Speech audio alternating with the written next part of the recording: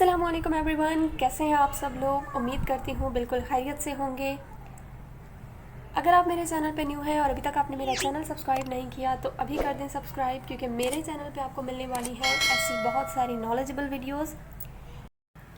मेरे चैनल पे आपको मिलने वाला है इंग्लिश ग्रामर का फुल कोर्स, जिसकी मैंने ऑलरेडी बहुत सारी वीडियोज़ अपने चैनल पर अपलोड की हुई हैं और इंशाल्लाह मैं इसको आगे भी लेकर चलूँगी। साथ ही मैंने फ़िज़िक्स की 9th क्लास की बुक की वीडियोस भी अपलोड करना शुरू कर दी हैं। सो अगर आप इंग्लिश सीखना चाहते हैं, इंग्लिश बोलना चाहते हैं तो अभी कर दें मेरे चैनल को सब्सक्राइब और साथ ही बेल आइकन को प्रेस कर दें ताकि मेरी हर आने वाली वीडियो आप तक पहुंचती रहे। आज का हमारा टॉपिक है टेंसेस। टेंसेस 3 तरह के होते हैं, पास्ट, प्रेजेंट और फ्यूचर। टेंसेस को डिटेल में एक्सप्लेन करने से पहले मैं आप लोगों को ये गारंटी देती हूँ कि आज की वीडियो अगर आपने एंड तक देखी तो टेंसेस को लेकर जो भी कन्फ्यूजन आपके जहन में है इंशाल्लाह वो दूर हो जाएगी। आपको तमाम टेंसेस समझ में आ जाएंगे, फिंगर टिप्स पे याद हो जाएंगे इंशाल्लाह। टेंसेस को हम 3 कैटेगरी में डिवाइड करते हैं, प्रेजेंट, पास्ट और फ्यूचर। प्रेजेंट यानी जो इस वक्त चल रहा है, हालिया ज़माना जिसे कहते हैं। पास्ट यानी गुज़रा हुआ वक्त। फ्यूचर यानी आने वाला वक्त। इसके अलावा हर टेंस को 4 हिस्सों में डिवाइड किया गया है, इंडेफिनिट, कॉन्टिन्यूस, परफेक्ट और परफेक्ट कॉन्टिन्यूस। ठीक हो गया। अगर वो प्रेजेंट टेंस है तो प्रेजेंट उसके साथ लगा देंगे, जैसे present indefinite tense, present continuous tense, present perfect tense, present perfect continuous tense. अगर वो पास्ट का टेंस है तो पास्ट लगा देंगे साथ, और अगर वो फ्यूचर का टेंस है तो हम फ्यूचर उसके साथ लगा देंगे, जैसे future indefinite, future continuous, future perfect continuous. आज की वीडियो में मैं आपको एक्सप्लेन करने लगी हूँ प्रेजेंट टेंसेस की तमाम कैटेगरीज। सबसे पहले present indefinite tense. Present indefinite tense क्या होता है? वो तमाम काम जो आपकी रेगुलर लाइफ में हो रहे हैं, आपके माहौल में जो कुछ भी हो रहा है उस टाइम पे, यानी आप ज़िंदगी के जिस फेज़ में हैं उस टाइम पे आपके इर्द गिर्द जो कुछ भी हो रहा है वो कहलाएगा प्रेजेंट इंडेफिनिट टेंस। इसके अलावा यूनिवर्सल ट्रुथ, यानी वो तमाम काम, वो तमाम बातें जिनको आप झुटला नहीं सकते, वो जैसी हैं उनको वैसे ही रहने दिया जाता है। फॉर एग्ज़ाम्पल, सूरज मशरिक़ से निकलता है, ठीक है, तो ये एक यूनिवर्सल ट्रुथ है, इसको आप झुटला नहीं सकते। आप ये नहीं कह सकते कि सूरज मगरिब से निकलता है, ठीक है, तो ये एक यूनिवर्सल ट्रुथ है।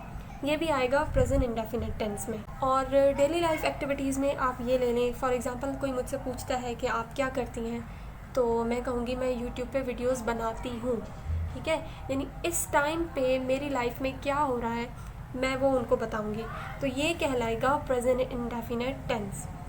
अब उर्दू में आप कैसे पहचान करेंगे? किसी भी जुमले के आखिर में ता है, ती है, ता हूँ, ती है, ये आएगा तो आप पहचान लेंगे कि ये प्रेजेंट इंडेफिनिट टेंस का जुमला है। अब हम सेंटेंसेस को 4 हिस्सों में डिवाइड करते हैं, ठीक है, किसी भी टेंस के जुमलों को 4 हिस्सों में डिवाइड करते हैं, simple sentences, negative sentences, interrogative sentences and negative interrogative sentences. Simple sentences का क्या मतलब होता है? सिंपल सेंटेंसेस का मतलब होता है बयानिया जुमले, यानी जिसमें किसी भी बात को सिंपल तरीके से बयान किया गया है। नेगेटिव सेंटेंसेस का मतलब होता है जिसमें किसी चीज़ की नफ़ी की गई हो, किसी चीज़ को झुटलाया गया हो, जिसमें हम उर्दू में नहीं का लफ्ज़ इस्तेमाल करते हैं, ठीक है, वो कहलाते हैं नेगेटिव सेंटेंसेस।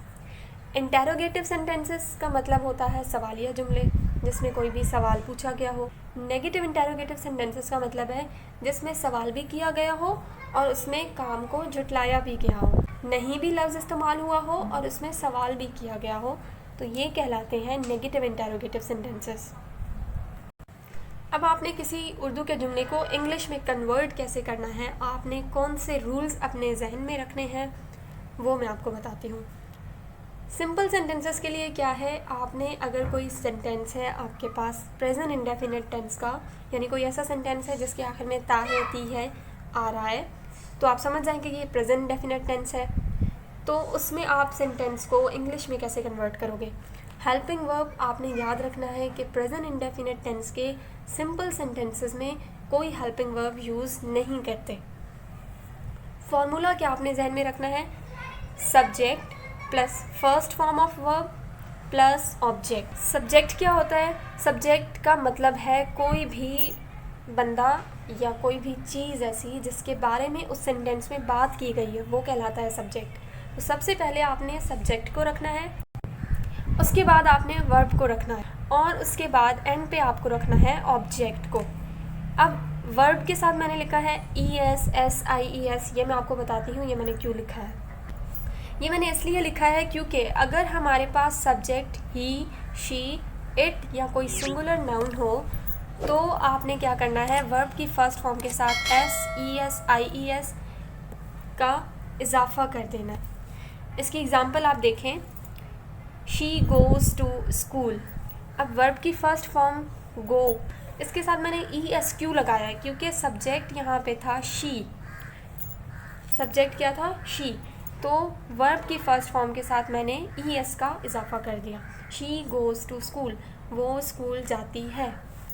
अब आते हैं नेगेटिव सेंटेंसेस। नेगेटिव सेंटेंसेस का मैंने आपको बताया कि किसी भी जुमले में किसी चीज़ की नफ़ी की गई है, किसी चीज़ को जुटलाया गया है, नहीं का लफ्ज़ जहाँ पे इस्तेमाल हुआ है उर्दू में, तो इसका मतलब है वो नेगेटिव सेंटेंस है।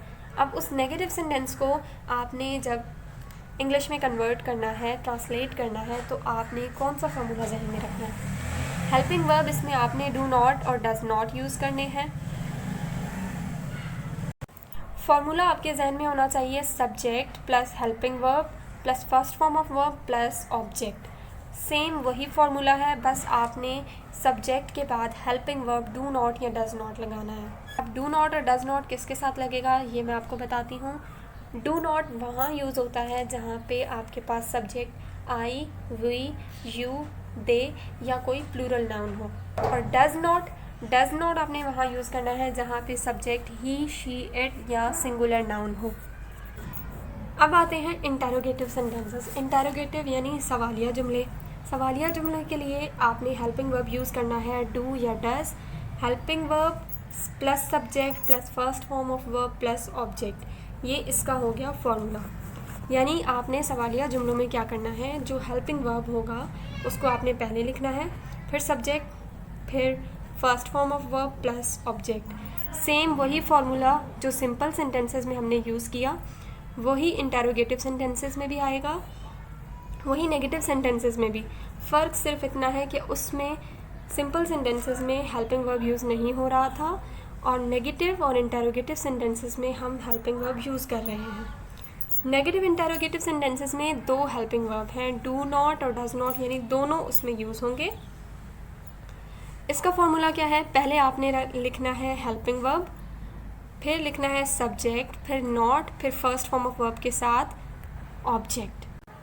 बिल्कुल यहाँ पे कंफ्यूज होने की ज़रूरत नहीं है। अगर आपने सिंपल सेंटेंसेस का फॉर्मूला याद कर लिया तो आप नेगेटिव सेंटेंसेस को भी लिख सकते हो, उस तरीके से इंटेरोगेटिव भी कर सकते हो, आप तमाम सेंटेंसेस को इंग्लिश में ट्रांसलेट कर सकते हो। सिर्फ आपने प्रेजेंट इंडेफिनिट टेंस के मामले में ये ध्यान में रखना है कि यहाँ पे first form of verb use होगी। अब हम देखते हैं इनकी एग्जांपल्स। वो स्कूल जाती है, शी गोज़ टू स्कूल, यानी subject first form of verb plus object. वो स्कूल नहीं जाती है, she does not go to school. She के साथ मैंने कहा था डज़ नॉट लगेगा। क्या वो स्कूल जाती है, does she go to school.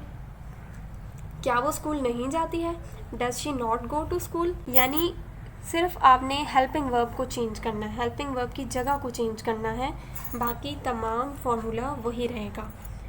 हम अपने कपड़े धोते हैं, वी वॉश आवर क्लॉथ्स। हम अपने कपड़े नहीं धोते हैं, we do not wash our clothes.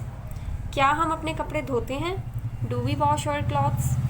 क्या हम अपने कपड़े नहीं धोते हैं, do we not wash our clothes.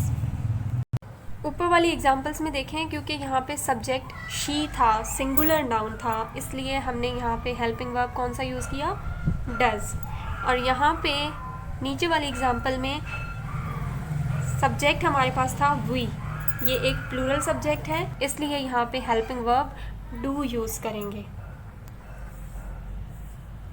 अब present continuous tense. Present continuous tense क्या होता है? प्रेजेंट कॉन्टिन्यूस टेंस में वो तमाम काम, वो तमाम बातें आएंगी जो उस वक्त आप कर रहे हैं। मैंने प्रेजेंट इंडेफिनिट टेंस में कहा था उस वक्त आपकी ज़िंदगी में क्या चल रहा है, आपके इर्द गिर्द क्या चल रहा है, वो आएगा प्रेजेंट इंडेफिनिट टेंस में। प्रेजेंट कॉन्टीन्यूस में यानी उस वक्त आप क्या काम कर रहे हैं, वो कहलाएगा प्रेजेंट कॉन्टीन्यूस टेंस। उर्दू में आप कैसे पहचान करेंगे, रहा है, रही है, रहे हैं, रहा हूँ, रही हूँ वगैरह, जिस भी जुमले के आखिर में आता हो आप पहचान जाएंगे कि ये प्रेजेंट कॉन्टीन्यूस टेंस का जुमला है। प्रेजेंट कॉन्टीन्यूस टेंस के 3 हेल्पिंग वर्ब्स हैं, इज़, एम, आर। अगर आपने नेगेटिव बनाना है तो नॉट लगा देंगे, इज़, एम और आर के साथ नॉट का आपने इजाफा कर दिया, नॉट को ऐड कर दिया, तो आपके पास नेगेटिव सेंटेंस बन जाएगा। और उसी सेंटेंस को अगर आपने इंटेरोगेटिव में कन्वर्ट करना है तो आप इज़, एम, आर को सेंटेंस के शुरू में ले आएंगे। और नेगेटिव इंटेरोगेटिव अगर दोनों आपके पास आ रहे हैं जुमले, तो आपने क्या करना है, is not, am not, are not, दोनों का इस्तेमाल करना है। फॉर्मूला आपने सिंपल याद रखना है कि सब्जेक्ट आएगा पहले, फिर हेल्पिंग वर्ब यानी इज़, एम, आर, फिर फर्स्ट फॉर्म ऑफ वर्ब के साथ I N G. Present indefinite tense में क्या था, सिर्फ फर्स्ट फॉर्म ऑफ वर्ब थी, यहाँ पे फर्स्ट फॉर्म ऑफ वर्ब के साथ आई एन जी आएगा। नेगेटिव सेंटेंसेस के लिए आपने क्या करना है कि हेल्पिंग वर्ब के साथ नॉट लगा देना है, बस ये इसमें थोड़ी सी चेंजिंग है। इंटेरोगेटिव सेंटेंसेस के लिए आपने हेल्पिंग वर्ब को सेंटेंस के शुरू में ले आना है। और नेगेटिव इंटेरोगेटिव अगर दोनों हो तो फिर आपने क्या करना है, पहले आप लिखेंगे हेल्पिंग वर्ब, फिर लिखेंगे सब्जेक्ट, फिर सब्जेक्ट के बाद आएगा not, first form of verb के साथ I N G plus object. अब कॉन्टीन्यूस टेंस चाहे प्रेजेंट का हो, चाहे पास्ट का हो, चाहे फ्यूचर का हो, इसकी पहचान ये होती है कि हमेशा जो वर्ब की फॉर्म यूज़ होगी वो फर्स्ट होगी और फर्स्ट फॉर्म ऑफ वर्ब के साथ आप आई एन जी लिखेंगे। इस भी सेंटेंस में फर्स्ट फॉर्म ऑफ वर्ब के साथ आई एन जी लिखा हो, जैसे work, working, sleep, sleeping, running, ये सारे क्या हैं, कॉन्टीन्यूस टेंस के वर्ब्स हैं। अब मैं आपको बताती हूँ कि इज़ कहाँ यूज़ होता है, एम किसके साथ यूज़ होता है, आर किसके साथ यूज़ होता है। अगर सब्जेक्ट ही, शी, इट या सिंगुलर नाउन है तो उसके साथ आपने इज़ यूज़ करना है। आई के साथ हमेशा एम यूज़ करना है। वी, यू, दे और प्लूरल नाउन के साथ हमेशा आर यूज़ करना है। अब इनके एग्जांपल्स देखते हैं। मैं मेहनत कर रहा हूँ, आई एम वर्किंग हार्ड। आई क्या हो गया यहाँ पे, सब्जेक्ट हो गया, फिर हेल्पिंग वर्ब आ गई, फिर फर्स्ट फॉर्म ऑफ वर्ब के साथ आई एन जी आ गया और फिर ऑब्जेक्ट आ गया। मैं मेहनत नहीं कर रहा हूँ, सिर्फ आपने क्या किया यहाँ पे, नॉट को ऐड कर दिया हेल्पिंग वर्ब के बाद। I am not working hard. क्या मैं मेहनत कर रहा हूँ, am I working hard. Am को यानी हेल्पिंग वर्ब को आप सेंटेंस के शुरू में ले आए। क्या मैं मेहनत नहीं कर रहा हूँ, am I not working hard. पहले आपने क्या किया, हेल्पिंग वर्ब लिखा, फिर आपने सब्जेक्ट को लिखा, फिर सब्जेक्ट के बाद नॉट लिखेंगे, फिर सेम वही फॉर्मूला यूज़ होगा। नेक्स्ट एग्जाम्पल है, वो फुटबॉल खेल रहे हैं, दे आर प्लेइंग फुटबॉल। यहाँ पे क्योंकि सब्जेक्ट दे है तो यहाँ पे हेल्पिंग वर्ब आर यूज़ करेंगे। They are not playing football, वो फुटबॉल नहीं खेल रहे हैं। क्या वो फुटबॉल खेल रहे हैं, आर दे प्लेइंग फुटबॉल। क्या वो फुटबॉल नहीं खेल रहे हैं, are they not playing football. वही सारा आपने फॉर्मूला जहन में रखना है। हम किताब पढ़ रहे हैं, वी आर रीडिंग बुक। हम किताब नहीं पढ़ रहे हैं, we are not reading book.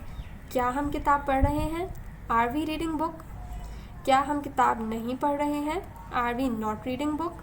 अब है present perfect tense. Present perfect tense में वो तमाम सिचुएशंस आएंगी जो आपने काम अभी अभी ख़त्म किया है।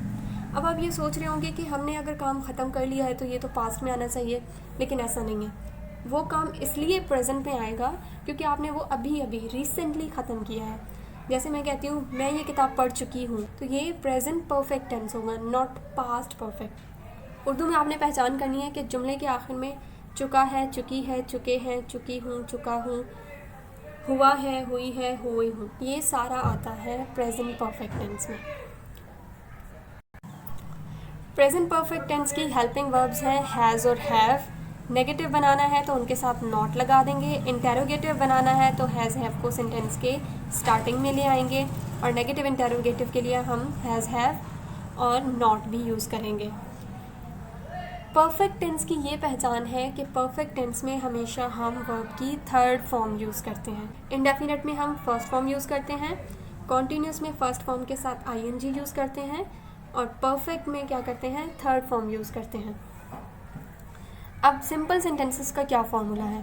पहले आता है सब्जेक्ट, फिर आएगा हेल्पिंग वर्ब यानी हैज़ हैव, फिर third form of verb plus object. अगर नेगेटिव बनाना है तो हेल्पिंग वर्ब के बाद नॉट लगा देंगे, हैज़ नॉट, हैव नॉट, बाकी सेम वही फॉर्मूला फॉलो होगा। इंटेरोगेटिव बनाना है तो हेल्पिंग वर्ब यानी हैज़ हैव को सेंटेंस के स्टार्ट में ले आएंगे। नेगेटिव इंटेरोगेटिव है तो पहले आपने हैज़ हैव लिखना है, फिर सब्जेक्ट, फिर not plus third form of verb plus object. अब हैज़ कहाँ यूज़ होता है और हैव कहाँ यूज़ होता है? ही, शी, इट और सिंगुलर नाउन के साथ हैज़ यूज़ होता है। आई, हुई, यू, दे और प्लूरल नाउन के साथ हैव यूज़ होता है। अब इनके एग्जाम्पल्स देखें। वो खाना खा चुके हैं, they have eaten food. They subject हो गया, हैव हेल्पिंग वर्ब हो गई, ईटन थर्ड फॉर्म हो गया यानी eat, ate, eaten third form, eaten food या मील। वो खाना नहीं खा चुके हैं, they have not eaten food. Helping verb के बाद नॉट लगा दिया तो नेगेटिव सेंटेंस बन गया। क्या वो खाना खा चुके हैं, हैव दे ईटन फूड। क्या वो खाना नहीं खा चुके हैं, have they not eaten food. मैं अपना काम ख़त्म कर चुका हूँ, I have completed my work. मैं अपना काम ख़त्म नहीं कर चुका हूँ, I have not completed my work. क्या मैं अपना काम ख़त्म कर चुका हूँ, have I completed my work. क्या मैं अपना काम ख़त्म नहीं कर चुका हूँ, have I not completed my work. यानी आपने सिर्फ ये याद रखना है कि वर्ब की थर्ड फॉर्म यूज़ करेंगे। हेल्पिंग वर्ब्स आपने याद रखने हैं हैज़ और हैव। हैज़ कहाँ यूज़ होता है, हैव कहाँ यूज़ होता है, आपने ये भी याद रखना है। Present perfect continuous tense. Present perfect continuous tense में वो तमाम काम या वो तमाम सिचुएशंस आएंगी जो आप कर रहे हैं अभी, ठीक है। यानी कोई ऐसा काम जो आपने स्टार्ट किया था और अभी तक वो कर रहे हैं। इसमें आपको वक्त भी दिया होगा, यानी किस टाइम से आपने, कितनी देर से आप वो काम कर रहे हैं। जैसे मैं कॉलेज में 2 साल से पढ़ रही हूँ या मैं यूनिवर्सिटी 2 साल से जा रही हूँ, कि ये कहलाएगा प्रेजेंट कॉन्टीन्यूस टेंस। इसकी पहचान आप कैसे करेंगे? जुमले के आखिर में रहा हूँ, रही है, रही हूँ, रहे हैं, रहा है वगैरह ये आएगा, और उसके साथ ही टाइम भी आपको दिया होगा, ठीक है, कि कितनी देर से वो आप काम कर रहे हैं। अब इसमें आप देखें हेल्पिंग वर्ब। हेल्पिंग वर्ब वही होंगे जो परफेक्ट टेंस के थे। परफेक्ट टेंस के हेल्पिंग वर्ब क्या थे? हैज़ और हैव। फ़र्क सिर्फ इतना है, यहाँ पे आपने हैज़ और हैव के साथ बीन को ऐड कर देना है। और मैंने आपसे कहा था कि जहाँ पे भी कॉन्टीन्यूस टेंस होगा, कॉन्टीन्यूस टेंस की ये पहचान है कि वर्ब की फ़र्स्ट फॉर्म के साथ ing यूज़ होगा। ये first form of verb plus ing। अब इसका फॉर्मूला देखें। पहले आएगा सब्जेक्ट, फिर हेल्पिंग वर्ब। हेल्पिंग वर्ब क्या है? Has been, have been. फिर first form of verb plus ing plus object, और सिंस और फॉर और टाइम। सिंस और फॉर कहाँ यूज़ होता है मैं आपको अभी बताती हूँ। टाइम जो भी उस क्वेश्चन में, उस सेंटेंस में दिया होगा, आपने वो टाइम लिखना होगा। पहले आप सब्जेक्ट लिखेंगे। एग्जाम्पल्स जैसे है, they have been playing since morning. वो सुबह से खेल रहे हैं। अब देखिए यहाँ पे सुबह से टाइम भी है और रहे हैं भी आखिर में आ रहा है, तो आपको इससे पता चल जाएगा कि ये प्रेजेंट परफेक्ट कॉन्टीन्यूस टेंस का सेंटेंस है। दे यहाँ पे हो गया सब्जेक्ट, हैव बीन हो गया helping verb, playing first form of verb plus ing हो गया, सिंस ये सिंस या फॉर में से आपने एक यूज़ कर लिया, और मॉर्निंग ये यहाँ पे एज एन ऑब्जेक्ट हो गया। नेगेटिव सेंटेंसेस बनाने के लिए सिंपल आपने क्या करना है, हैज़ या हैव के बाद नॉट लगा देना है। Has not been, have not been, और पूरे सेंटेंस का जो फॉर्मेट है वो सेम ही रहेगा। इंटेरोगेटिव के लिए आपने क्या करना है, इंटेरोगेटिव के लिए हैज़ या हैव को स्टार्ट में ले आना है सेंटेंस के, उसके बाद सब्जेक्ट, फिर been plus first form of verb plus ing plus object, और बाकी सारा फॉर्मूला सेम रहेगा। सिर्फ हेल्पिंग वर्ब हैज़ या हैव को आपने सेंटेंस के स्टार्ट में ले आना है। नेगेटिव इंटेरोगेटिव अगर दोनों हों तो आपने हैज़ और have, has been, have been के दरमियान में नॉट लगा देना है। हैज़ और हैव स्टार्ट में आएगा, फिर सब्जेक्ट आएगा, फिर नॉट आएगा, नॉट बीन। इनके एग्जांपल्स देखते हैं। वो सुबह से नहीं खेल रहे हैं, they have not been playing since morning. यानी हैव और बीन के दरमियान में नॉट आ गया। क्या वो सुबह से खेल रहे हैं, have they been playing since morning. ठीक है, हेल्पिंग वर्ब स्टार्ट में आ गया, फिर सब्जेक्ट, फिर बीन, और सेम फॉर्मूला फॉलो होगा जो सिंपल सेंटेंसेस में था। क्या वो सुबह से नहीं खेल रहे हैं, have they not been playing since morning.